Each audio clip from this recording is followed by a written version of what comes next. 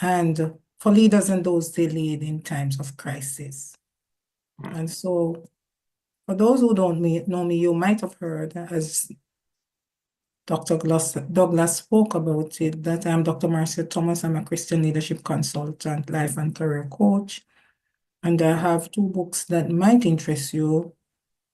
And it's called A Leader Like You. It's on Amazon, and Lessons Learned from COVID. And so I'm also a motivational speaker, and I'm also a trainer.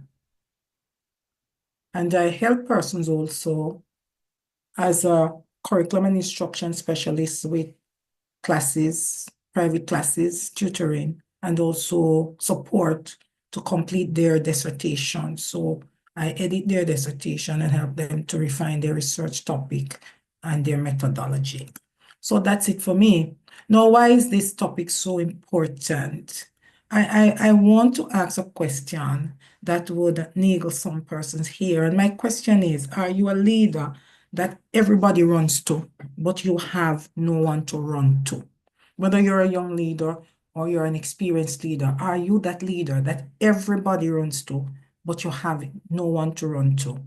And that is why the topic matters, because I want you to understand that God never asks you to sacrifice your mental health for your mission or your ministry. No, He did not ask you to do that. You are really allowed to pause, and you're allowed to be still, and you're allowed to breathe, and you would still be anointed. And so I want us to talk about how we understand crisis and the mental toll that it takes on leaders, the emotional impact and the leadership burden, the weight that leaders carry, that is automatic, they cannot avoid it, the biblical-based leadership truths about crisis or when we're in a crisis, and the tools and skills that enhance mental resilience and leadership, and how we can communicate for optimal mental health and leadership as leaders in our organizations and in our homes. And so I want to ask someone in the chat, and you maybe want to think about it, and I'd love if I get maybe 2 or 3 answers. What is the biggest stressor that leaders face today? And I would love to know, what are the biggest stressors that young African leaders face today? And so I'm going to give you 2 minutes or so, and I'm going to help you. I'm going to ask you, Dr. Douglas, to just help me to find the answers in the chat, because I'm not seeing it on my screen. I'm You're not searching. seeing the chat? I'm not, because I am presenting, I'm using up the whole screen. It's not showing up Okay. where I want it, yes. But I'm gonna get Okay. this. All right. So what we have in the chat box right now is coming from Dr. Trenis. He said, greetings, I'm in a public place, so I can't share thoughts, but happy to be here for a little while. We're glad to You have can you type also it. here, Dr. Trenis. Yes. Okay, so go ahead with the question and let's So the see how question we... is, what is the biggest stressor leaders of today face? And I say, I would love to maybe get a feel of the biggest stressor, one which is the biggest stressor that young African leaders face today. Okay. All right, so we expecting... So maybe we would need at least 2 or 3 of those answers. Okay, I see my chat appearing at the top here. And I see time management as one from Dr. Trenis Richardson. Thank you. Time management. That seems to be the cry for many leaders. Can I get 2 more responses? The biggest stressor that leaders face, and some that young African leaders face. We have any young African leaders with us today? I'd love if you could share. So time management is a big one. And interpersonal skills is another big one, very much so. Communicating, how to communicate how you feel and how to actually respond to persons when they communicate what they're going through. And that's really also a big one. Thank you for your responses, Adelaide and Dr. Trinice. All right, we want to look at some others though that are pressing. And it might not be in your jurisdiction, but generally speaking, leaders are expected to be strong, very strong, often at the cost of their well-being and their peace of mind. They're also expected to be all things to all men. And so everybody comes with their unique challenge or problem, and you're expected to be able to solve it because you are a leader. And you're also expected to be adaptable and flexible, meaning that you must be able to change your concepts, your outlook, and your ideas to fit into the consensus of other persons who are on your team. And sometimes it doesn't make sense, but you're also expected to be resilient and calm. And you are expected at times because you are told that you are too soft or you are allowing persons to manipulate you. And so the trust and the respect is also a terrible challenge for many leaders because when you're accommodating, when you put yourself in the place of others, when you test people to see what they can produce, you are maybe sometimes seen not decisive and confident, but actually lazy and always delegating your responsibilities. So that's the paradox of leadership. You are not able to win. As a leader, you will never win. And there is also the case where when you are decisive and confident, when you put your foot down for the policies and principles, when you make sure that the deadlines are met and that people show up where they ought to show up on time and carry their weight, you are accused of not being empathic and compassionate, but you're also expected to be empathic and compassionate. And so leadership by itself and by its very nature is a double-edged sword. And so we want to now look at understanding crisis and mental health, because the thing about leadership is that you will have a crisis. You will always have a crisis that you must deal with, and you will always have trauma. Now, according to American Psychological Association, APA, and the Journal of Traumatic Stress, crisis is said to be a situation, when I put all the definitions together from the two sources, which an individual or organization faces,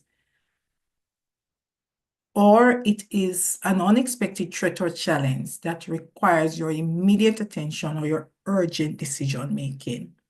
Now, this crisis can become traumatic for any leader if the leader is having an emotional or psychological override because of the impact of the crisis, or if the leader, him or her, is experiencing a crisis or witnessing a distressing situation. So you might witness your team member falling from a building, and you know that he or she will not live because of the height of it. That's very traumatic. And it has an emotional toll on you as a leader and a psychological impact. It can be that you're navigating a loss in your own life that impacts your mental health or your emotional health because you are experiencing it and you have to manage it along with your role as a leader. And that in itself can also be a crisis. So a leader can experience a crisis and something traumatic at the same time. That is where the rubber hits the road, because so many leaders have issues that require their immediate or urgent decision making or attention, and also have issues in their lives that are affecting them emotionally and psychologically, and they have to deal with these issues. And so it is inevitable that leaders make an effort to take care of their mental health. Now, when there's a crisis or a trauma, whether personal or professional or collectively, meaning you're experiencing both, there is an emotional impact on it, leaders. Now, generally speaking, leaders fear failure. they might have a challenge or a struggle with not wanting to make the mistakes or living up to the expectation of their role, expectations of their responsibility, and expectations of their how they are to relate to their team, especially if it is a team that did not want you in the first place, or just encountered a decision that you had to make that they feel was unjust, but it was in the best interest of the organization. And this can increase your anxiety and your stress and put you in emotional distress. There is also the pressure to perform, especially when there's a crisis or you're experiencing trauma, you still have to show up. And some persons that are above you, that are the ones who contribute to your pay grades, sometimes are disconnected from the situation in itself, because when you applied for the position, you had promised that you would be able to deal with every issue that came up, and you had sound and very great ideas. And for that reason, the disconnect pushes you to also disconnect because of the pressure to perform. And you might find yourself also disgruntled, and there is the burnout, there is chronic fatigue, but the most dangerous is the high functioning depression. What is high functioning depression? It is a situation. Just give me a second. 1 second, please. It's a situation. Just give me 1 second.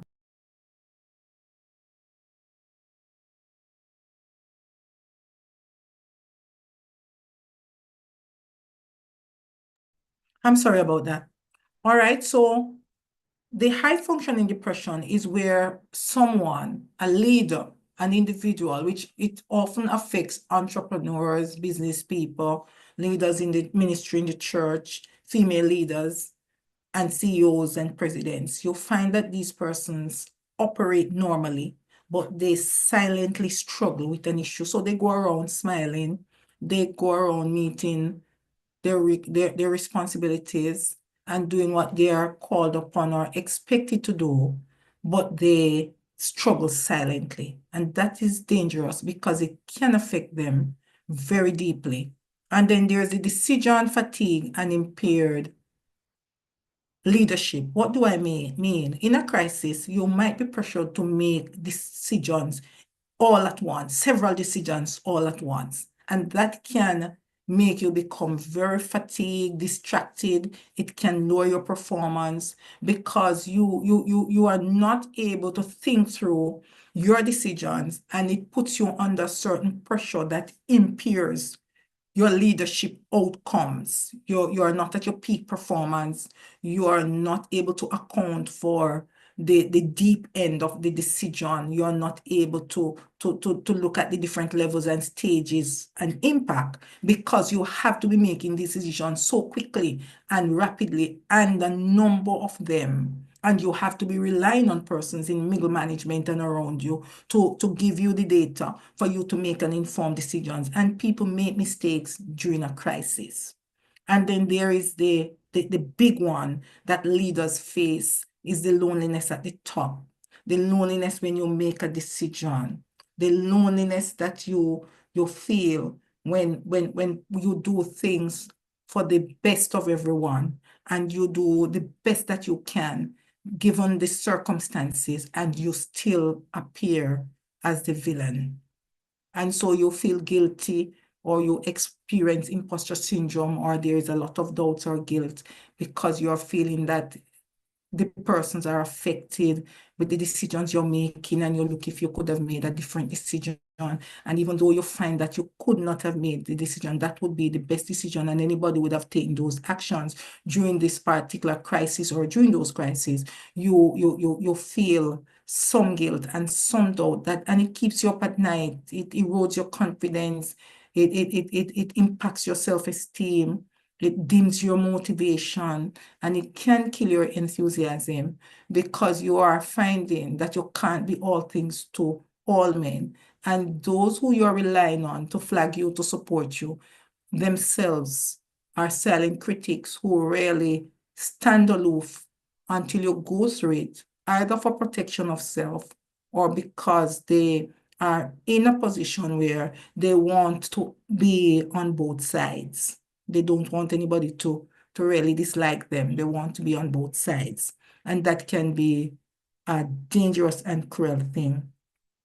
All right, I want someone to read this for me. The first person who reads it can book a free consultation session with me regarding purpose alignment. So the person that can read it, I see Enoch raising his hand. Go ahead, Enoch.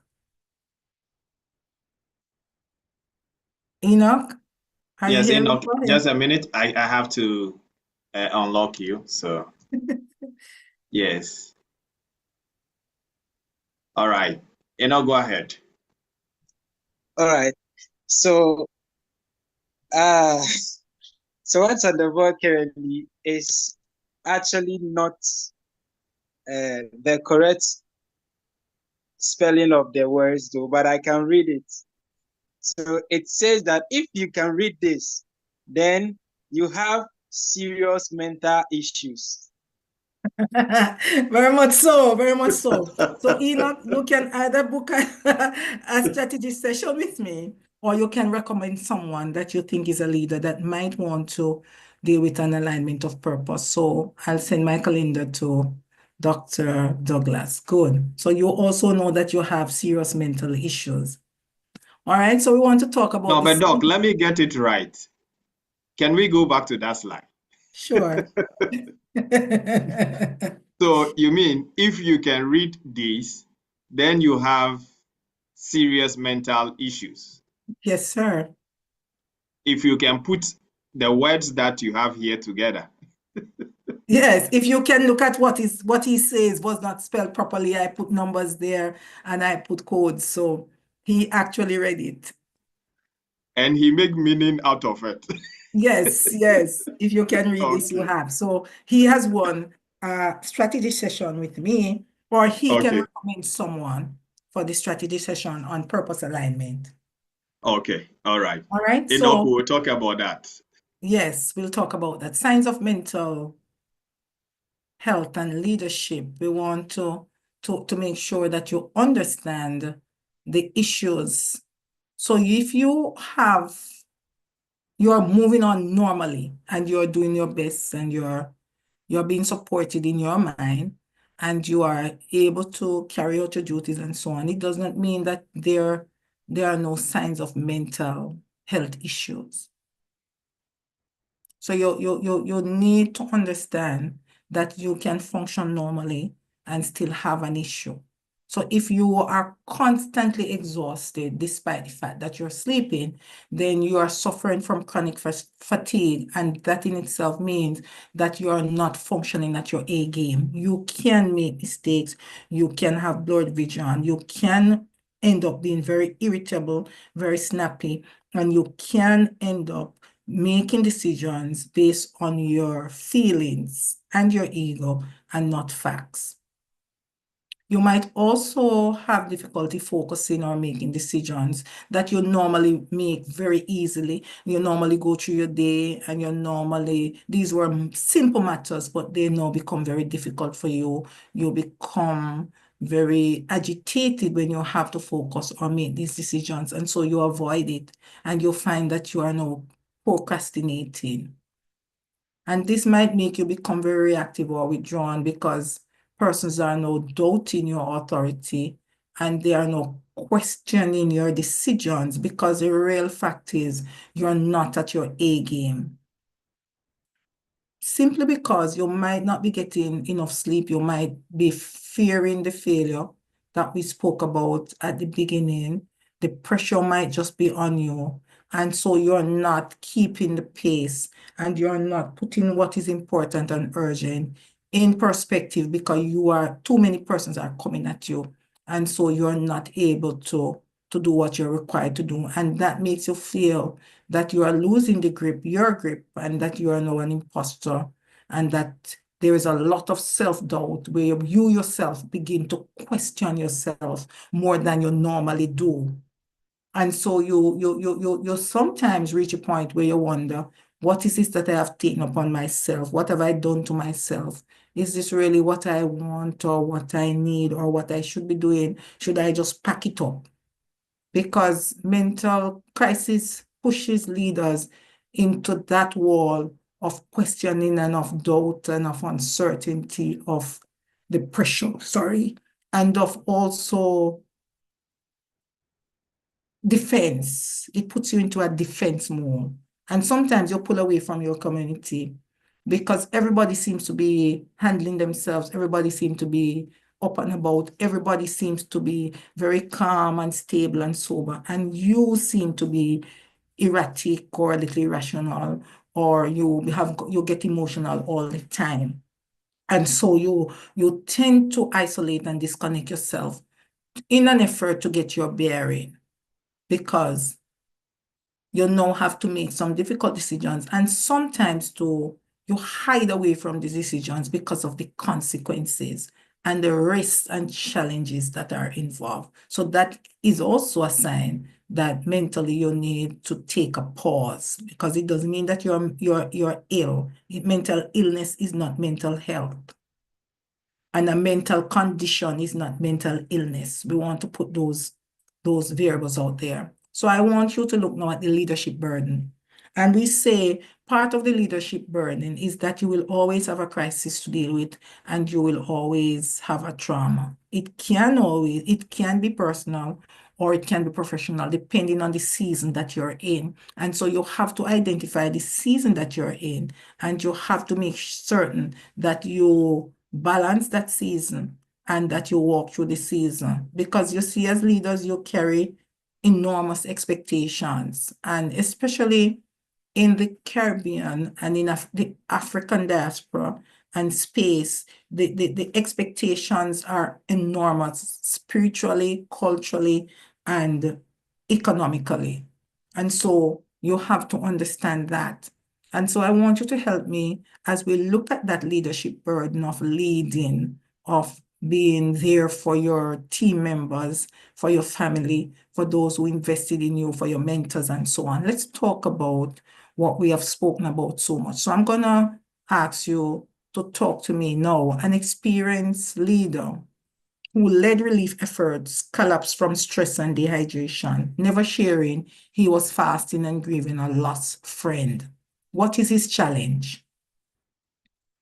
And if there's a challenge, would you say he's in crisis or he's experiencing a traumatic situation? An experienced leader who led relief efforts collapsed from stress and dehydration, never sharing he was fasting and grieving a lost friend.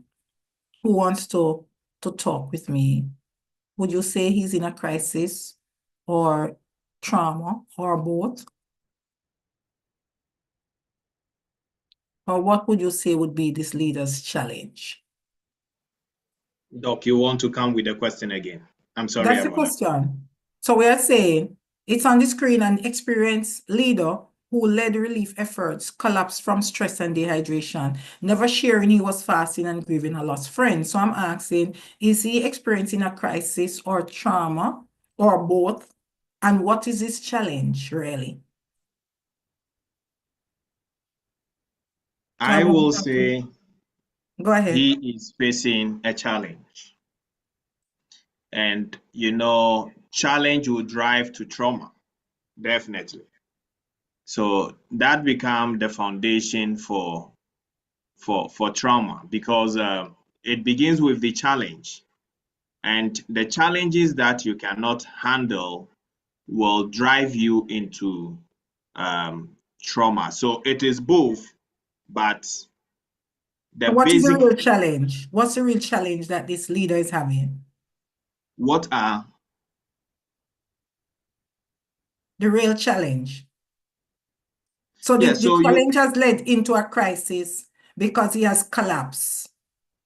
But he had good. already So, had a trauma because he was grieving a lost friend and he didn't share it with anybody. What is his challenge, his real challenge overall?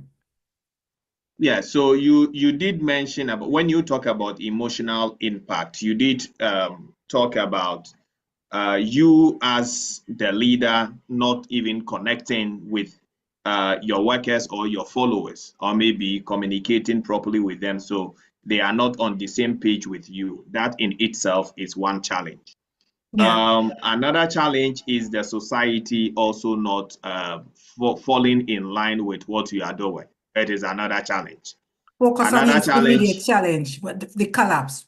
What would be his challenge that would cause him to collapse from stress and dehydration?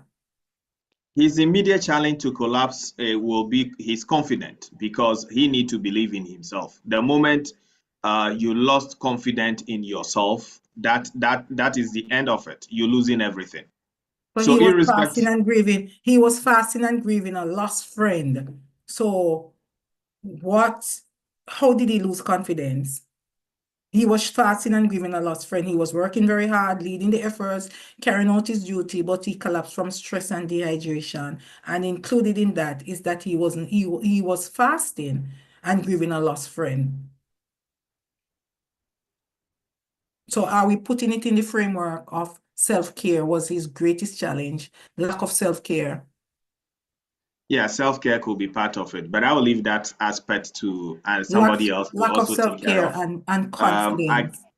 Confidence in others. I'm taking the confidence in others because he led the relief himself. He pushed ahead. He did not delegate and so on. So he would have been not confident in himself. He would have had a lot of confidence in himself and his abilities, but he did not have enough confidence in his team because he should have really taken a break because he was fasting and grieving a lost friend. All right, let's Yes, look at the but second example. Grace, a yes, 27-year-old but Christian. yes, Go ahead, go ahead. I agree with you 100%. But the truth of it is this: you can lose confidence in your followers, but the only thing that can break you down is the moment you lose confidence in yourself, because Okay. you having confidence in yourself is the anchor upon which you are driving. So that is what is propelling you to move forward. So the moment you lose that, it means that you disconnecting from everything. But what I want, I can see But the hand of other. David was stress and dehydration. He collapsed from stress and dehydration. So maybe here he would have had too much confidence in himself.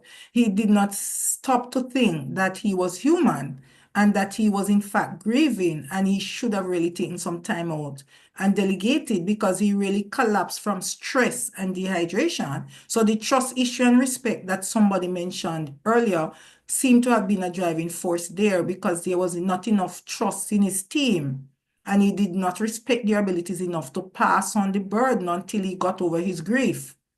So we want to really look at that also.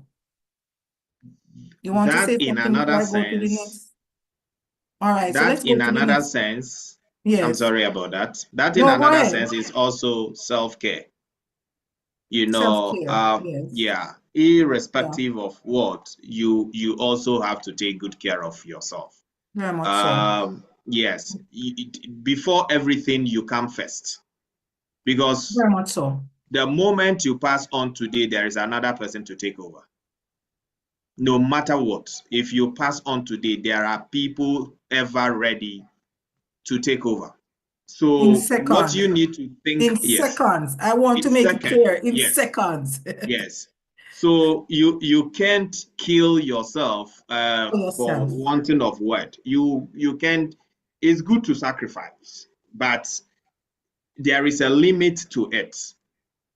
You can't go beyond certain measures because the moment you go beyond those measures, you are sacrificing your life, which in another word, your health and other things like that, in saving other people.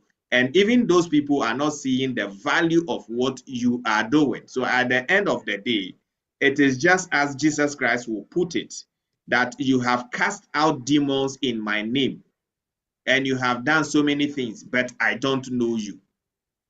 So you may think that you are doing a lot to save life, but at the end of the day, the very people that you think you are working to save, they are not seeing the value of what you are doing. So they will never appreciate it.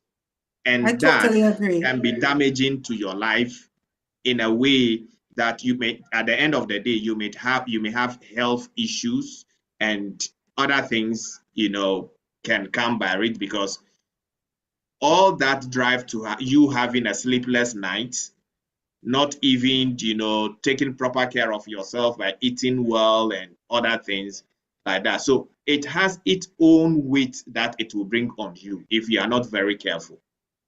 Very much so. Let us look at the second example. Grace, a 27-year-old Christian woman, leads a food aid mission during a drought. But Volunteers I are... think other people also raised their hands. I was giving them the opportunity. I never saw. I'm sorry. Go ahead. I'm Oh, not okay, seeing yeah. from my screen. Adelaide boy, you want to contribute? Can you unmute yourself and go ahead? Okay, And go then right ahead. I have seen also Mary. Thank you very much. Doc has taken the wind out of my sail. Okay. I really All wanted right. to talk about self-care, and then the practice of shared delegates. Yes, Thank yes. you. Right. Okay, Thank you. Mary, you also raise your hand. Can you unmute yourself? Okay. I think you said most of it. I Okay. also wanted to talk about the stress and dehydration, but you said it all. So I think I'll move on to the next one. Thank you. Yes, Thank you and very you much. maybe could talk to me, Mary, about the next one and that. So Grace, a 20-year-old Christian woman, leads a food aid mission during a drought. Volunteers are dropping out. She feels alone, burnt out, and spiritually dry. What is her challenge? Okay, so first of all, I'll say uh I'll go on with the crisis and the trauma. I think the crisis here is the fact that there's a situation such as a drought, and then the trauma is the volunteers are dropping out, so it's a traumatic situation to her. So her challenge here, I'll say, is the loneliness. Yes. Loneliness is a key factor here, and then dehydration because she's burnt out and then spiritually dry. So yeah, I think that's the challenge over there. Yeah. So she has become disillusioned and disconnected just a little. Anyone else? I'm agreeing with that.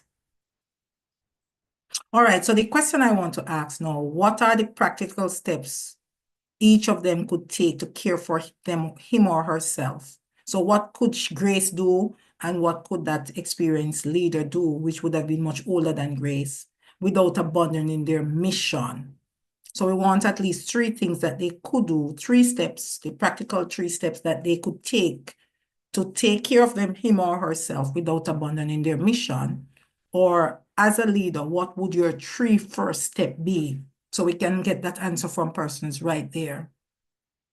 Those who, and you can't be wrong, there can be no right or wrong answer. We will just be discussing it so that I can dig into the leadership burden. So what practical steps could each of them take to care for themselves? Mary, I see your hand up. Or what would you, the 3 first steps you would take if you're a leader in that situation? So Adelaide is up and Mary. Go ahead, Mary, and then we'll take Adelaide. Okay. Okay, so please, I'll talk about encouragement. First of all, as a leader, I think you should look at why you are doing what you are doing. Why, like, are you a leader? What's the reason for what you are doing? So, first of all, I know volunteers are dropping out, but you need to look at the brighter side of the situation. Obviously, in a mission, volunteers will fall out, but there are other people out there who still need your help. So you need to find encouragement in what you are doing, and believe that, like, though others are dropping out, you still need to look forward and look at like those people who are out there who needs your help.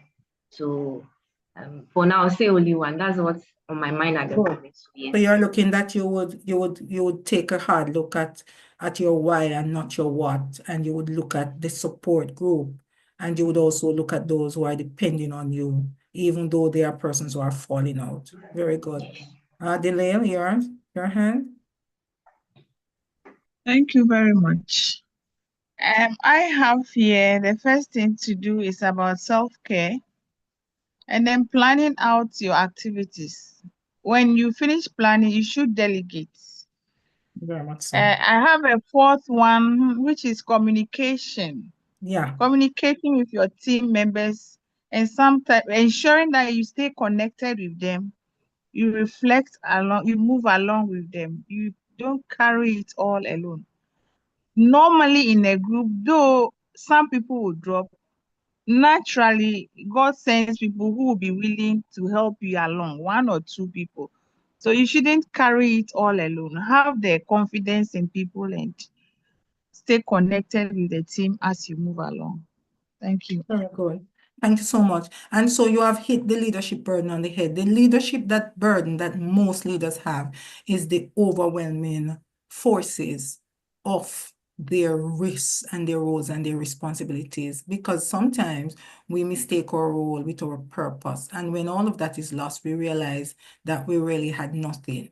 And so the overwhelming burden of the expectations and what are demanded of us and how we integrate spiritually, culturally, and economically, how we make ends meet while still doing our jobs, Doc, are still you being on top of our proceeding? game. Because I also want to contribute.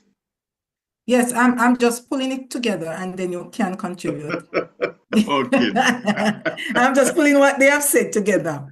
And then Okay there's then. also the issue that most leaders face. Adele, you put it right there, is the self-care. We miss our doctor's appointments, we overcommit, we over surrender, and we meet others' burdens. We are always there for people, and then we don't show up for ourselves. So self-care is the next thing. And the next burden is trusting persons with responsibility. Because many times when leaders delegate, you have to make sure that who you're giving it to is trained. And if they are not even trained, that is something that is a passion, because misdelegation can put you right back where you don't want to be, which is missing deadlines, not having the things being done properly, not being able to hold persons accountable, because there is that little gap between the theory and the practice.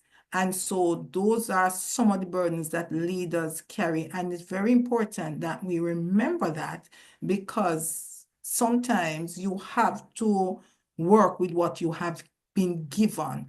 And sometimes as a leader, you do not get the ideal when you start the job, and you have to train and develop those persons to meet the ideal. And that in itself can become a crisis and can be traumatic as you deal with different personalities, because leadership is not static, it is dynamic.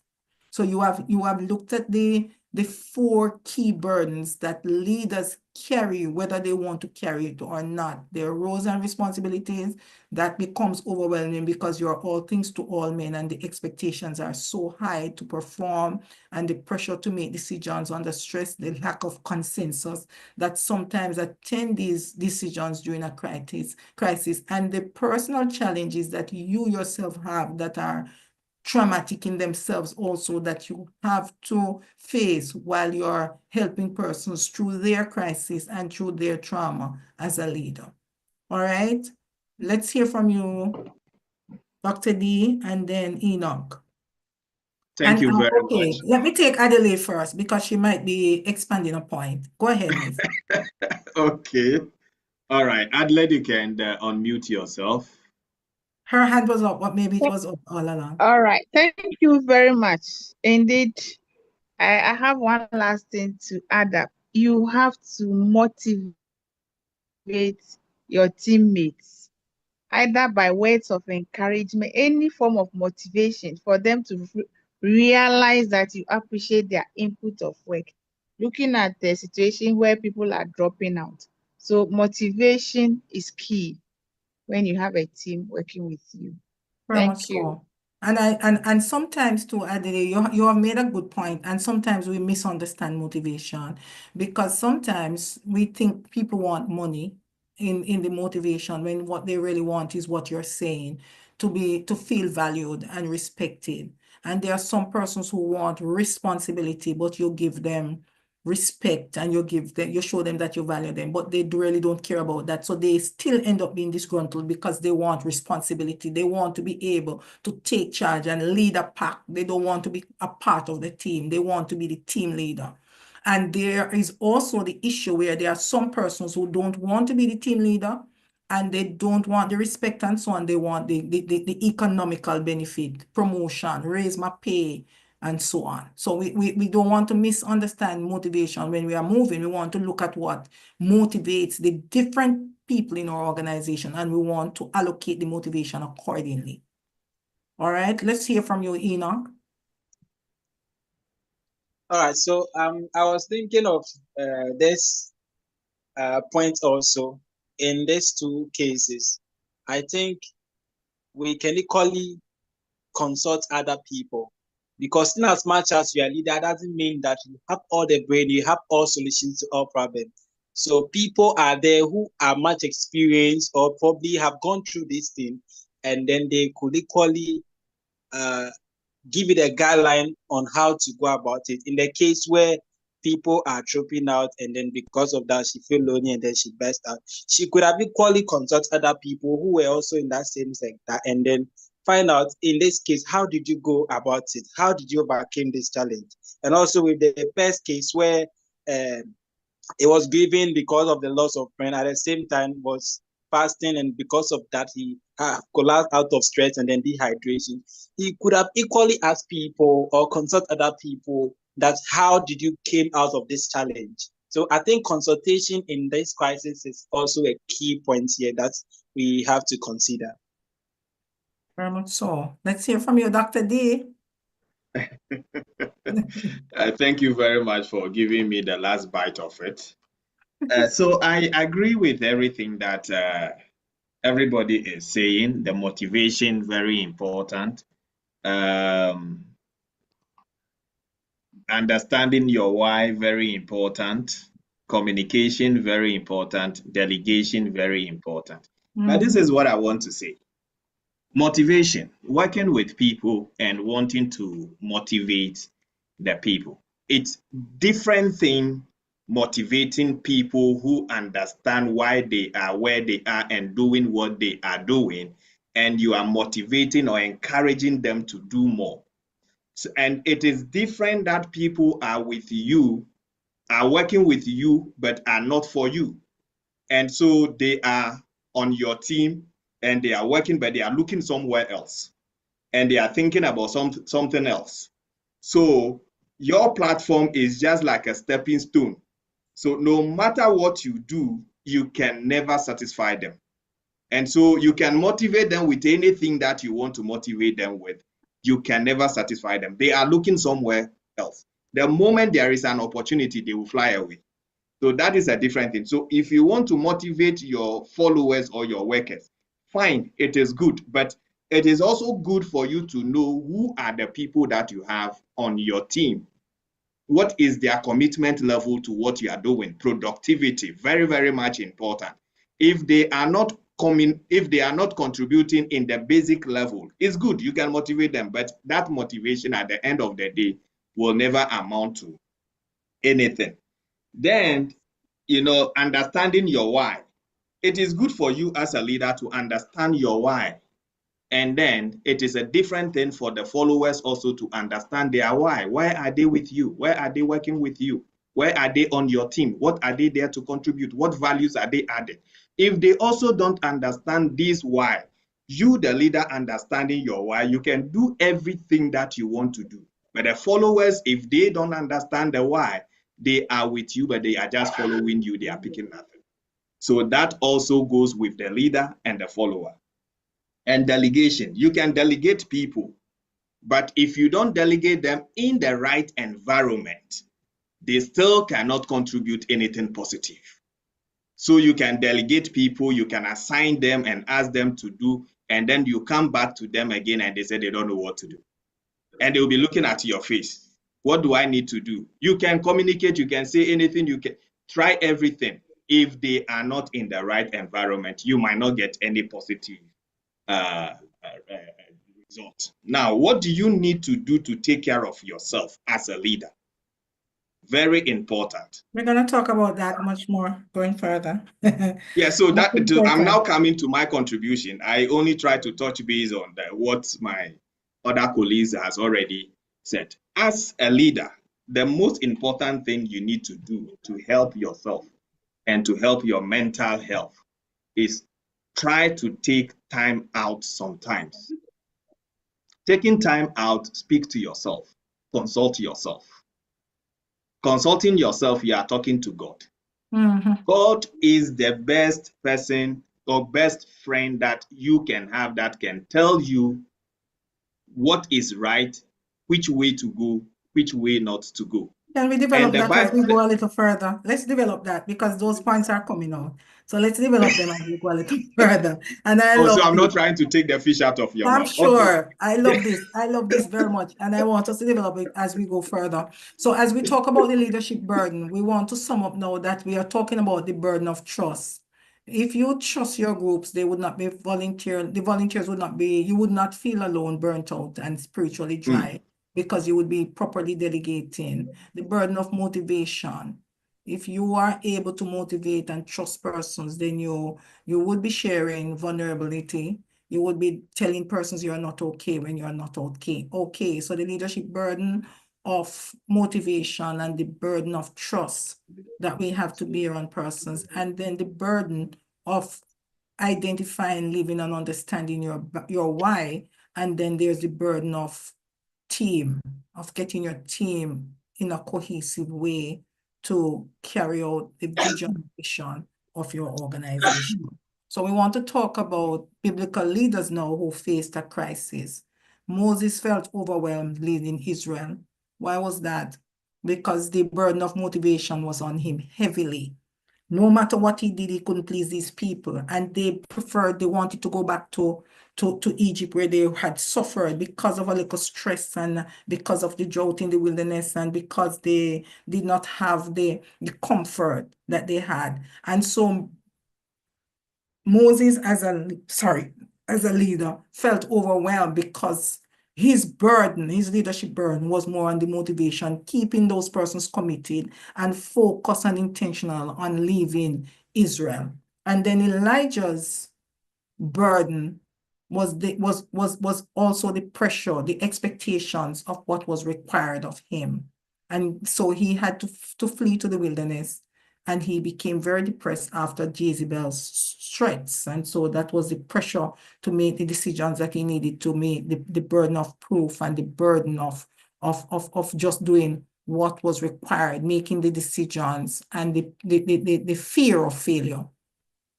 Jesus now had this burden of carrying out an overwhelming task in the time of crisis or trauma.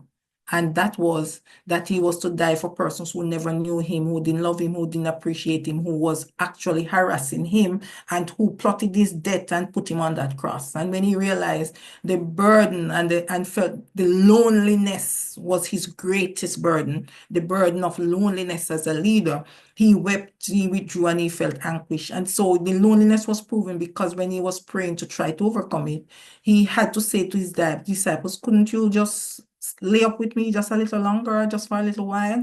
And then the final anguish was that he said to his Father in heaven, why hast thou forsaken me? So he had the burden of loneliness. And these are things that leaders will feel also, the motivation, the overwhelm, the fear, and the loneliness as we had described. And Elijah under the broom tree after he got himself, God did not meet him with punishment, but with rest and food. And so rest is important. Self-care is extremely important. God showed us how important self-care is. And we have to understand that the Bible-based leadership truths when you're in a crisis or you're experiencing a trauma is that you are not alone. God is with you. And that you are not weak for needing rest and for taking time out and for stepping back from the situation, because even Jesus did that. There was a time when he and his disciples went out on a boat to rest. And even in that session, when he decided that he needed to rest, a storm came and he slept through the storm, and the disciples were so anxious. They were so fearful that they woke him up, carest thou not that we perish. And he calmly, which is one of the qualities that leaders must have in a crisis, he calmly told the storm to be still. And so you must also remember that communities is important. It's a part of God's design. He expects that we must embrace those persons, as Dr. Ddouglas says, that are with us, those who understand the why, who understand the mission, not those who are looking out or those who are distracted or those who are not, or who are in it for what they can get. Because leadership, especially in a crisis, is not about personal ambition. It's about your calling. And it's about what you need to get done and how you need to carry people over and what is it that they need to take out. And so you need to remember that if you're in the position when a crisis or a trauma occurs, I'm sorry, it's because you're called for that season.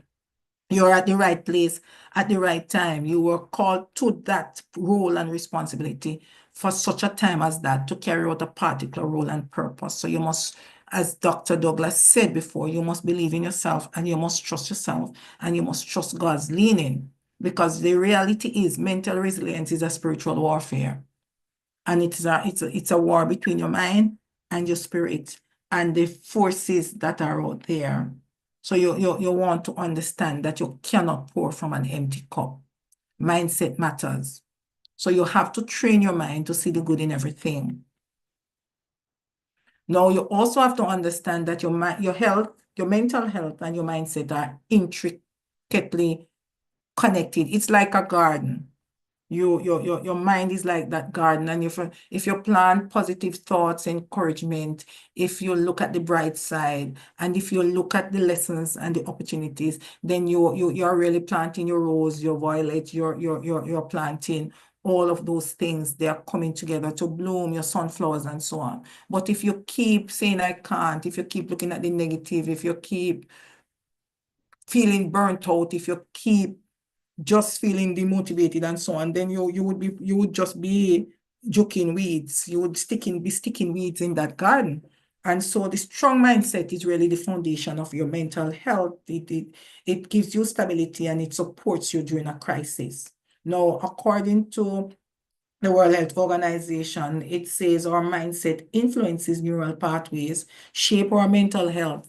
And so positive thinking, and this is very important for me, can rewire the brain, mitigate stress, and improve mood regulation, which promotes resilience and well-being. I want to read that again. Our mindset influences neural pathways, shapes our mental health, and the positive thinking that we do or we focus on can rewire the brain, mitigate stress, and improve mood regulation and promote resilience and well-being.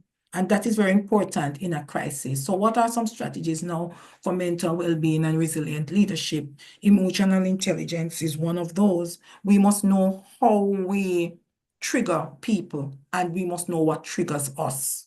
And we must respond with wisdom. So we may have reasons to be angry, disappointed, or hurt, but we don't want to focus on so much what we are going through. We want to look at our emotions for what they are. We want to own them and we want to claim them. So owning them, we say, okay, this is how I'm feeling. I'm not gonna hide it. I'm not gonna make it be something else. And when you claim it, you say, all right, what will I do with it? Now that I know that I am hurting and that I am angry and that I'm disappointed or I feel betrayed, what will I do with it? And so the response, the wisdom side of it is that I'm saying, yes, I'm hurting. But if I vindicate, if I go on a vengeance, if I decide that I am going to dish out to persons what they're dishing out to me, how will that help the organization? How will that impact me personally as a person? How will it argue or align with my core values? What would be the end result? So you want to respond with wisdom. And then you want to be accountable. You want to have persons, mentors, peers, your support group who allows you to check on your soul. And I say check on your soul because you want to make sure that your crisis and people's response do not change who you are. It actually grows you into a better person. It adds values to you. It teaches you lessons that are lifelong and that will push you further into your purpose and into carry out your roles and responsibility more intentionally. And that's what we say. You must have persons who will encourage you to see the bright side, who will encourage you to act with wisdom and not from a place of your ego, and persons who will help you to find the right solutions instead of choosing the opposite, which would be an eye for an eye or a tooth for a tooth, disengagement, disconnection, finding a way out, procrastination. You want to have persons that will nourish your soul and keep you intact and keep you motivated. That's the word. And help you to properly delegate. And if it is that it is so overwhelming that you feel like giving up, you are struggling with something silently, you are not sleeping at nights, you have difficulty making decisions, you are getting most irritable, even with this support group, you want to get some therapy, you want to seek professional help, you want to look at your support groups, your Christian counseling, and you want to understand who God is using to help you. You want to identify those destiny helpers, and you just don't want to tell everybody because that is why we have doctors and they specialize. So we have different types of doctors. So you don't want to go to someone that is a jack of all trades and a master of none. You want to consult God, so he sends you to the right persons. You want to also establish a rhythm for when you need to take rest. So you know that if you deal with 3 issues in a day, then that is your limit. You want to know your limit and you want to take a pause. You want to maybe shut your door a little. You want to have do not disturb sign put up there. You also want to have your transition routines. So your work might be very stressful. You want to have a picture on your phone when you're going home. You want to have the time when nobody can call you at home. You want to, when you get home, you don't put your work stuff anywhere in your house that you find that you are doing something and you're moving towards it, or you can't spend quality time with yourself and with your loved ones. You want to make sure that that transition routine is established where you make that mental disconnect and that physical disconnect from work so you can regroup and be rejuvenated to go back with clarity to do whatever you need to get done. You also want to spend time in your rhythm of rest. Meditation must be a part of it. Your reflection must be a part of it. Sleep must be a part of it. And here I have this stillness where you are not thinking about anything, you are not doing anything, you're just there, free in your spirit and your mind. And sometimes you do this through breathing, you're just still. And somebody might call you to say, you're just there, what are you thinking about? And you're just telling them, nothing really, you're just there. Stillness is so important.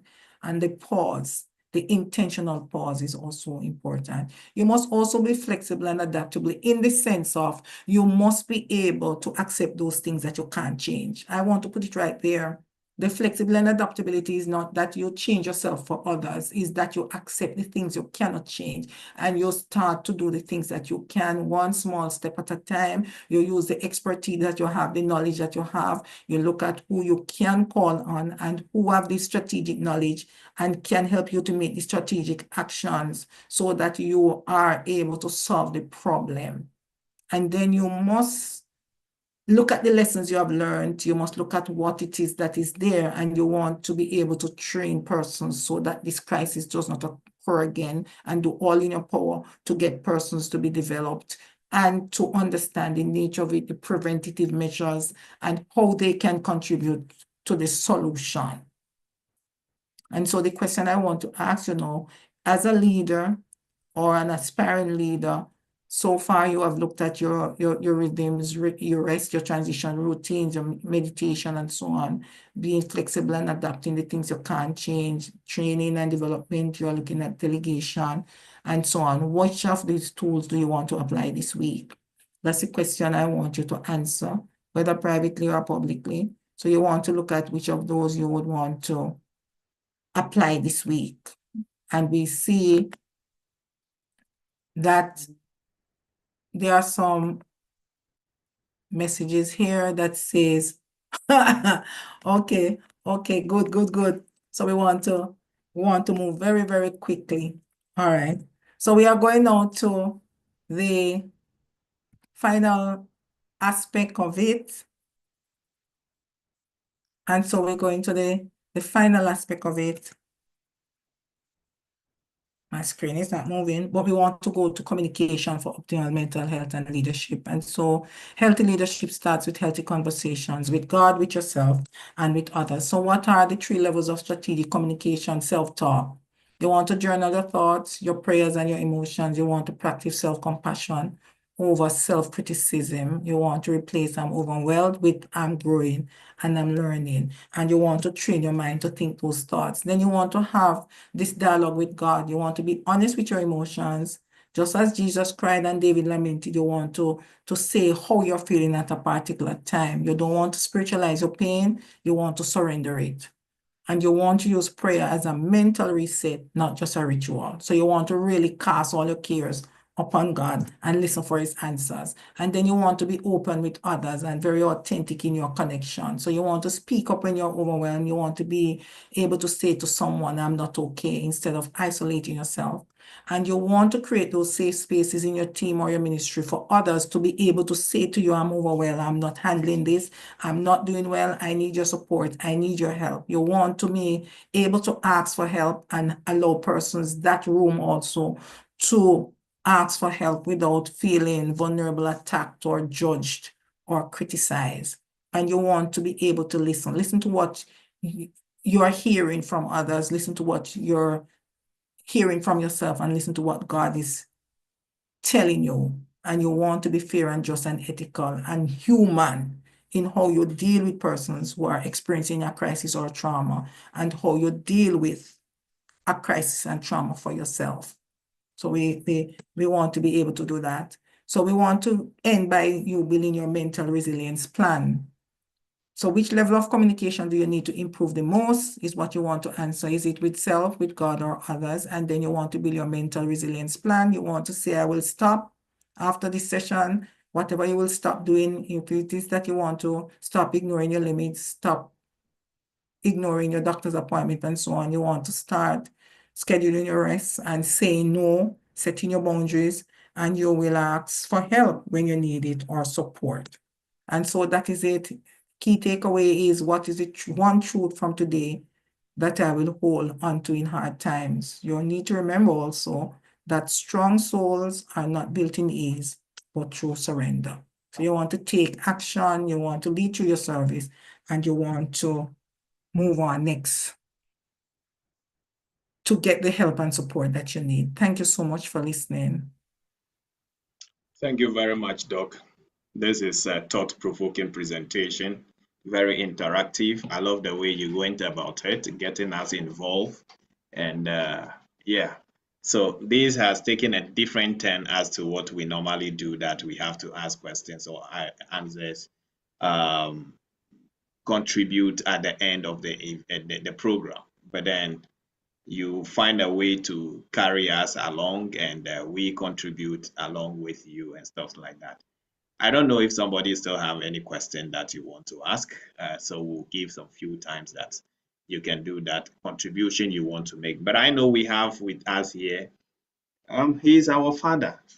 Personally, he is my father and he is my mentor. And so I always look up to him and listen to him anytime. He will call me and say, David, you don't have to do this. You have to do this. This is the way you need to go. We don't agree to this and we don't agree to that. I say, yes, Prof. Okay, I won't do this and I won't do that. And that is the relationship I have with him. Professor P.K. Richardson from the Manchester University. Prof, you've been with us here from the beginning. We will want to hear your contribution to my presentation. Unmute myself. Yeah, good evening, everybody. And Marcia, once again, brilliant. Thank you very much.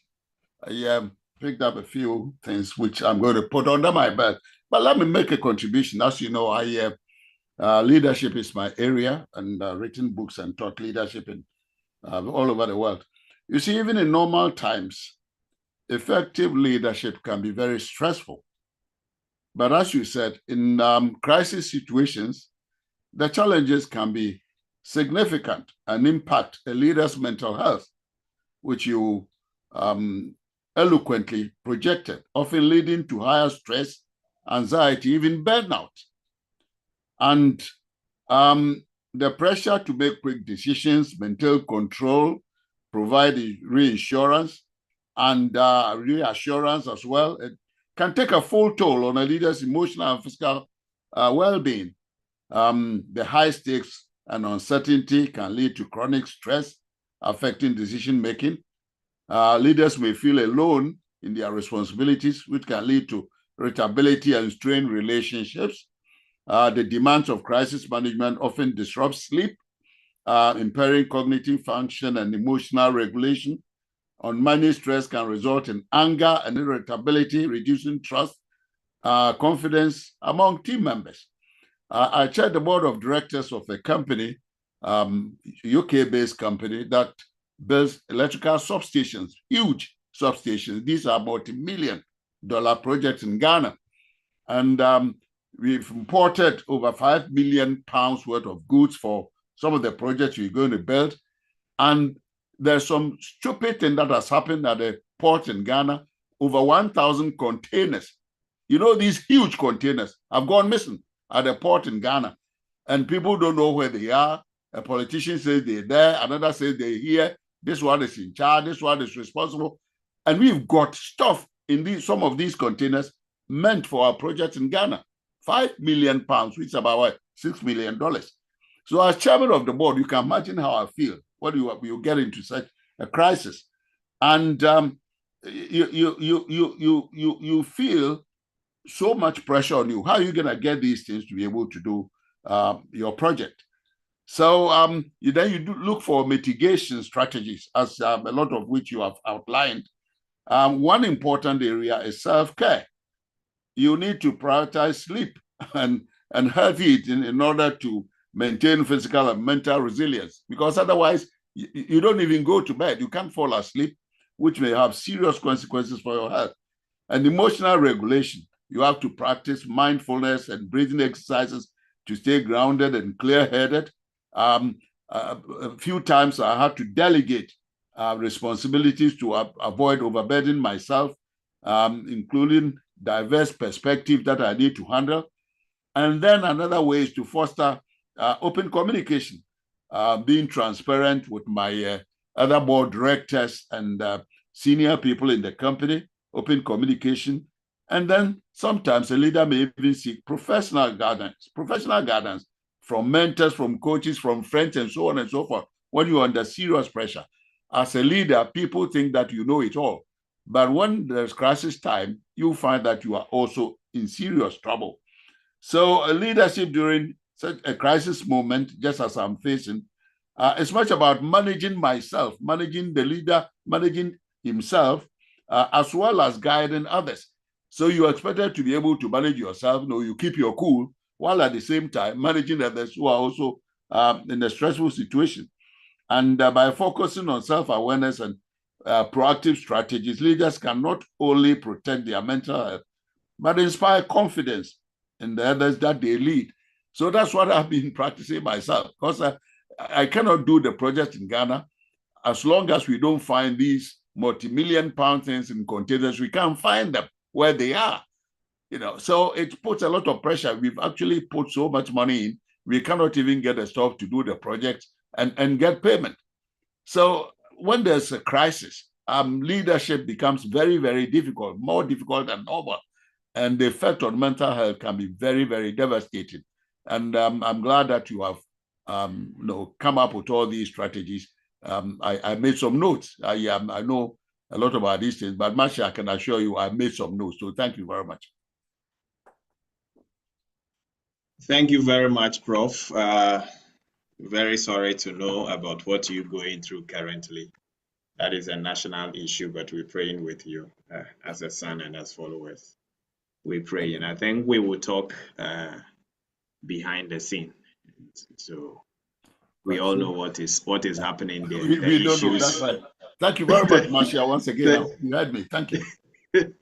Yes, Prof, the issues. Just that I didn't know you are directly involved. I didn't know you are still there, but you mentioning it bring me back to you mean with regard to the containers and those things? The containers at ECG, yes. Yeah, maybe you don't know, but I'm the chairman of the board of directors of a company. We build a lot of substations in Ghana. These few things, Achimota substation, the electrical things, we build them. My company builds them. But I didn't know you are still the board chairman. Oh, okay. I know you were, okay. Yes, but I didn't know. I'm still there, David. I haven't finished. Okay. Yeah, I'm still there. I have another 2 years, maybe. Oh, okay. Very sorry to know that we're following up on those containers, and thank God that we find some of them. So Yeah, that's right. yes, we find someone. Okay, so time is far gone. So we're not going to take any other question. I have a very good friend here from the USA, Brother Charles Femwick, and so I'm giving Brother Charles the final opportunity to also speak. And we have an event coming up in July and August. And so, Brother Charles, you can unmute yourself. Let us know what is your thought on this presentation, and what should people expect in July and August, and why should they be part of this event? Thank you very much. First of all, I'd like to say thank you, Dr. D, and the speaker, your mentor, and the beautiful young lady that spoke.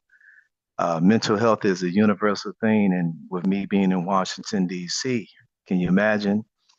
I'm here in the United States, in Washington, D.C. And it's been very, very challenging, and I've learned the things that I cannot control. I let go and let God, and that's what get me through.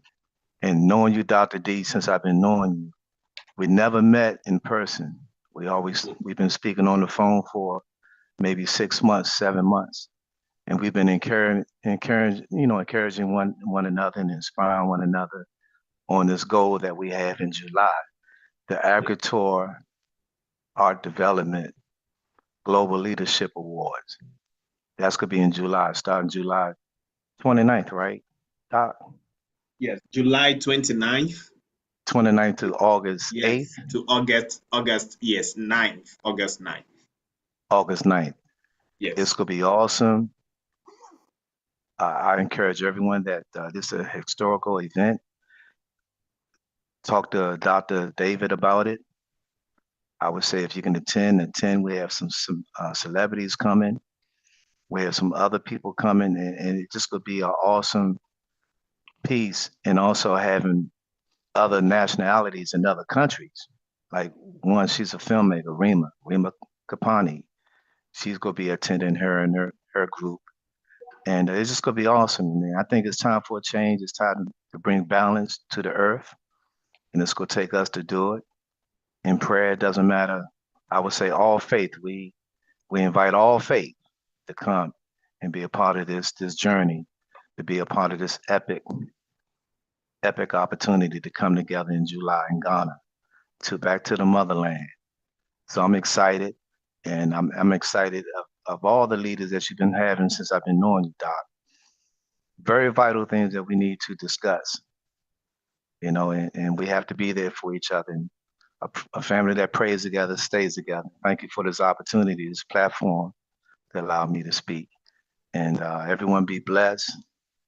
Like I said, whatever you cannot control, let go and let God.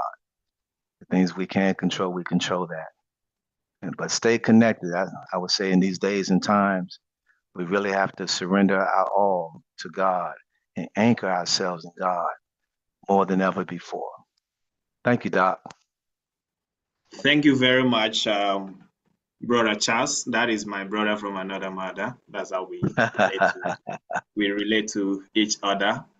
And so, yes, I have a lot of friends here, a lot of friends. I would say most of the people, Dr. Marsha speaking today. Yeah, Brother Charles, Dr. Marsha is also in the USA, and most of our speakers are coming from the USA. And I think we need to build a good theme in USA because all of you there, we need to know each other so we can have a community, of speakers where we know this is the DDLF community in the USA, and anywhere you meet each other, you can relate in that regard. So thank you all for your time. Thank everybody who made time to be with us here. Yes, so the event, Agritor Art Festival Global Leadership Award, is taking place from the 29th of July to the 9th of August. There are a lot of things, activities lined up to all these days. There is tourism part of it, heritage tourism part of it, where we will be visiting some interesting places in Ghana here.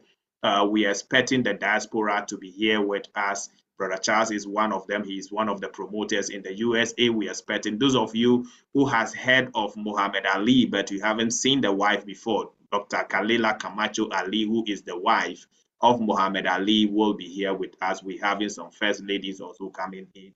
It's going to be a great event. Next week, I will furnish you with the full detail of those who will be participating here in Ghana. So be looking forward to it. But the tour is going to be interesting, and we have team from the Hollywood fraternity that are coming to premiere some movies here and also produce some movies over here. Just yesterday, we got another contact from Switzerland who want to partner for that.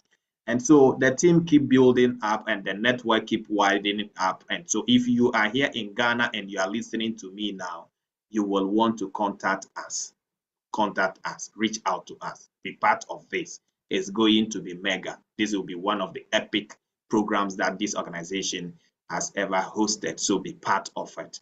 So we thank you all. Next week, we will not be meeting because of the Easter festive. So next week, 20th, we are not meeting. But on the 27th, we will be meeting. It's just 1 week break.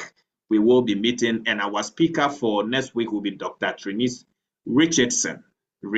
So she was here a few minutes ago and she left. My mentor is also called Richardson, and this is another Dr. Richardson from the USA. We'll find out how that name come up. And she will be speaking on the topic building a team, delegating and hiring for growth. So this delegation is important, and we will be looking at it. Building a team, delegating and hiring for growth. So this is what she will be sharing with us on the 27th of April 2025. Let's go celebrate this festive season. Be careful of people out there and things that are going out. We don't want to come back and then hear that, oh, one of our community members, X, Y, Z, C, God forbid, nothing will happen. God will protect us, because he said he will guide your going out and your coming in, that you will not dash your feet against any stone. So we believe that the protection of God will be upon all of us till we meet again on the 27th of April. Be safe. Peace. Shalom to you all.